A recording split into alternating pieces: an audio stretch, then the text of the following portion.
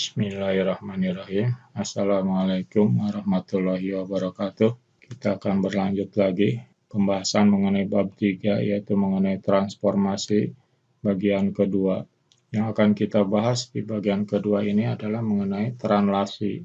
Arti dalam bahasa Indonesianya adalah pergeseran. Notasinya adalah AB. Ditulisnya ke atas ke bawah. A ini menunjukkan translasi pada garis horizontal, pada garis mendatar. Jadi A ini kalau positif dia berarti digesernya ke kanan, kalau negatif dia digeser ke kiri. Kalau B ini menunjukkan translasi pada garis vertikal, berarti ke atas ke bawah. Kalau ke atas berarti dia digesernya secara positif, kalau digeser ke bawah berarti dia negatif. Itu menunjukkan notasi dari translasi AB ini. Bisa positif, bisa negatif. Kalau A positif berarti dia digeser ke kanan, kalau negatif berarti ke kiri. Kalau B positif berarti dia digeser ke atas, kalau negatif berarti digeser ke bawah. Ini menunjukkan AB ini. Jadi ini adalah notasi dari translasi pergeserannya. Misalkan di sini ada segitiga ABC dengan titik A-nya itu adalah min 2,2, B-nya 3,1, dan C-nya adalah 2,5. Kalau ini digeser dengan translasi 2,3, artinya ini 2 positif, 3 positif, berarti 2-nya ini ke kanan 2, 3 ke atas. 2, 3 ini menunjukkan 2 ke kanan, 3 ke atas. Jadi kita geser segitiga ABC itu, yang kita geser itu adalah titik-titik sudutnya saja. Jadi titik A min 2,2 digeser 2 ke kanan, 3 ke atas. Begitu juga B di 3,1 digeser 2 ke kanan, 3 ke atas. Yang C digeser 2 ke kanan, 3 ke atas. Misalkan segitiga ABC ini menjadi segitiga DF. Kalau kita lihat titik sudut D ini adalah di 0,5, E di 5,4, dan F di titik 4,8. Kalau kita perhatikan, titik A min 2,2 digeser 2 ke kanan, 3 ke atas, menghasilkan di titik D 0,5. Lihat ini, X min 2 dengan A2. Min 2 dengan 2 jadi 0. Sedangkan ini 2 dengan 3 jadi 5. Berarti ini tinggal dijumlahkan. Kita lihat yang B jadi E. 3 dengan 2 jadi 5 di sini. 1 dengan 3 jadi 4. Jadi Y dengan B ini. Kita lihat titik C, 2,5. 2,5 ini menunjukkan X, Y. 2 dengan 2, ini A, X-nya 2, A-nya 2, Y-nya 5, B-nya 3. Jadi 4,8. Jadi ini tinggal dijumlahkan saja berarti rumusnya itu. Kita lihat lagi misalkan segitiga ABC dengan kedudukan yang sama dengan yang tadi, tapi kita geser dengan translasi min 2, min 6. Artinya min 2, min 6 ini berarti ke kiri 2 satuan, negatif 6 ini yang B-nya ini berarti ke bawah. Negatif itu ke bawah. Kalau kita lihat di sini titik A, digeser 2 ke kiri, 1, 2 ke kiri, kemudian 6 ke bawah, 1, 2, 3, 4, 5, 6. Jadi di sini. Misalkan di sini ada jadi segitiga GHI, jadi A jadi G. Digeser 2 ke kiri, 6 ke bawah, misalkan jadi titik G. Kemudian yang B digeser 2 ke kiri, 6 ke bawah jadi H. Yang C 2 ke kiri, 6 ke bawah jadi I. Misalkan ini. Kalau kita lihat titik-titik koordinat GHI-nya itu adalah G-nya itu di sini min 4, min 4. Yang H 1, min 5 dan I 0, min 1. Kalau kita lihat angka-angkanya ini min 2X dengan A min 2 berarti jadi min 4. Y 2 dengan min 6. B ini jadi min 4 sini. Kita lihat titik B 3,1 dengan A-nya min 2, B-nya min 6. 3 dengan min 2 jadi 1. 1 dengan min 6 jadi min 5. Sini yang titik C, 2 dengan min 2, A-nya ini 2, menjadi 0. Y-nya 5, dengan B min 6, jadi min 1 di sini. Contoh selanjutnya, misalkan titik ABC ditranslasikan kita tidak tahu, tapi digeser menjadi segitiga JKL di sini. Ditanyakan berapa translasinya apabila segitiga ABC ini digeser menjadi segitiga JKL. A-nya ini digeser menjadi titik J, B digeser jadi K, C digeser jadi L. Berarti dari A ke J ini berarti digesernya ke kiri 3 satuan, 2 ke atas. Jadi J ini di koordinatnya di min 5,4. K-nya di 0,3 dan L-nya di min 1,7. Translasinya itu adalah di negatif 3, 2. Jadi ke kiri 3, min 3, A-nya, B-nya ke atas 2. Jadi segitiga ABC ini digeser dengan min 3, 2. Artinya ke kiri 3, ke atas 2. Ini adalah translasinya. Kita lihat rumusnya, kesimpulannya adalah apabila titik X, Y ditranslasikan oleh A, B, maka bayangannya akan ada di X tambah A dan Y tambah B. Ini adalah rumus dari pergeseran atau translasi. Jadi di translasi ini hanya ada satu rumus. Kita akan berlanjut ke bagian ketiga, yaitu rotasi perputaran. Rotasi adalah salah satu bentuk transformasi yang memutar setiap titik pada bangun dengan sudut dan arah tertentu terhadap titik tetap. Titik tetap ini disebut pusat rotasi. Besarnya sudut dari bayangan terhadap posisi awal disebut sudut rotasi. Jadi di sini di rotasi ini ada yang namanya pusat rotasi dan ada yang namanya sudut rotasi. Jadi ada pusat perputaran dan ada sudut putar. Jadi ada pengertiannya ini, ada titik tetap yaitu disebut pusat rotasi yang diam, tidak berputar dia menjadi pusat rotasi, dan ada sudut perputarannya. Suatu rotasi ditentukan oleh arah. Jika searah perputaran jarum jam, maka sudut putarnya negatif. Jadi kalau kita lihat jam, arah perputaran jarum jam itu di perputaran ini disebut sudutnya itu adalah sudut negatif. Sedangkan jika berlawanan arah, berarti berlawanan arah dengan perputaran jarum jam, maka sudut putarnya positif. Kenapa begitu? Ya, ini adalah ketentuannya aja. Misalkan kita lihat di sini ada titik A. Titik A ini 3,2. Titik A 3,2 akan diputar dengan sudut putarnya 90 derajat. Kalau 90 derajat ini berarti berlawanan arah putaran jarum jam. Berarti ke kiri arahnya itu. Atau senilai dengan sudut putarnya tetap di 0,0 di pusat koordinat, tapi yang searah. Kalau searah berarti negatif dengan 270. Jadi maksudnya kenapa jadi buat dua buah ini supaya sekaligus saja ini, karena hasilnya akan sama. Jadi diputar berlawanan arah putaran jarum jam 90 derajat, maka akan ada di sini titiknya. Ini berarti positif 90 derajat, atau yang searah putaran jarum jam, tapi dia dikatakan negatif 270 derajat, berarti dia akan ada di sini juga, di satu titik, yaitu di titik min 2,3.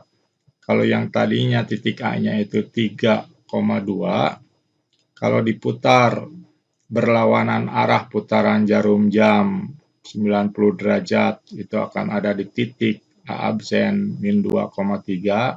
Ini sama dengan yang searah putaran jarum jam, yaitu negatif 270 derajat, akan ada di titik ini juga, di min 2,3.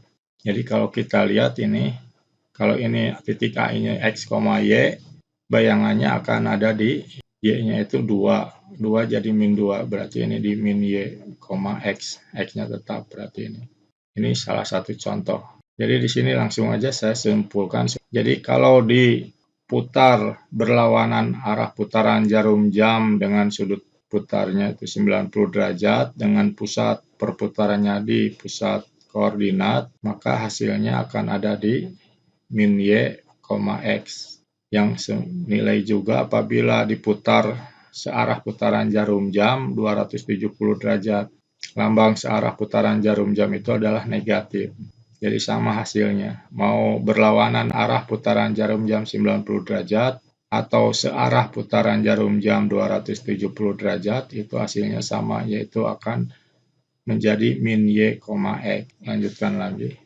Titiknya tetap 3,2, tapi kita putar searah putaran jarum jamnya itu 90 derajat, atau yang berlawanan arah putaran jarum jamnya itu 270.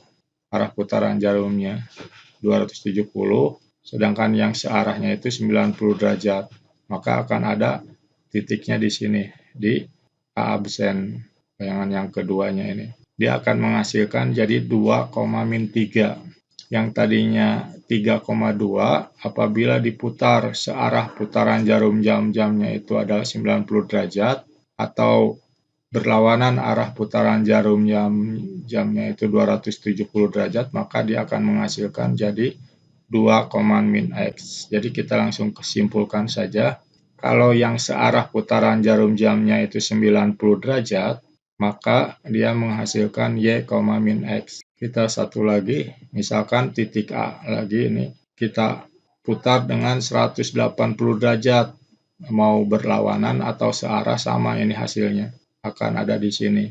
Kalau berlawanannya itu berarti 180 derajat positif, kalau searah perputaran jarum jamnya itu negatif 180, hasilnya akan ada di titik A yang ketiga ini, yaitu di -3, -2. Berarti rumusnya adalah yang ketiga. Apabila titik X, Y diputar 180 derajat atau negatif 180 menghasilkan -X, -Y. Ini kalau kalian ingat, rumus ini sama dengan pencerminan terhadap titik pusat. Rumusnya sama.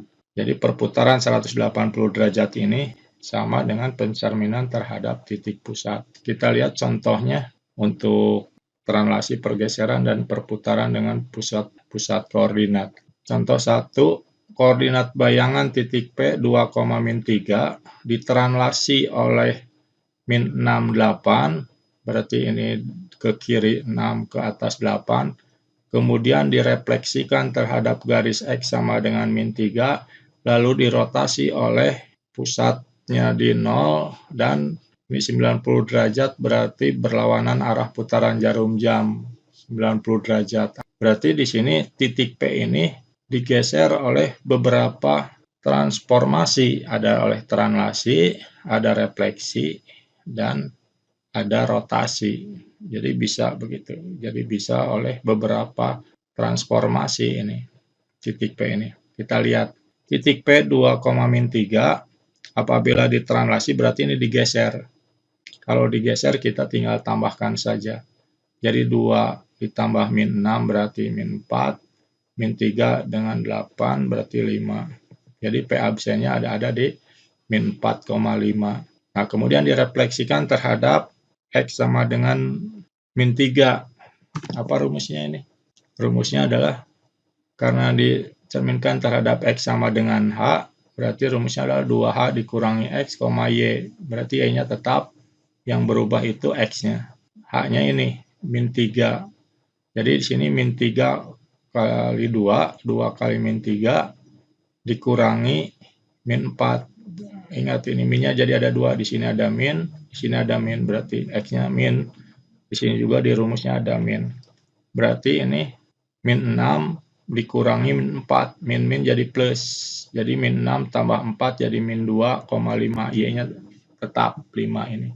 Nah, ini dirotasi oleh 0,90 derajat, artinya pusat rotasinya di pusat koordinat dan sudut putarnya ini berlawanan arah putaran jarum jam. Rumusnya apa? Min Y, X. Jadi yang Y-nya yang 5 jadi -5, -2-nya tetap yang X-nya. Contoh 1.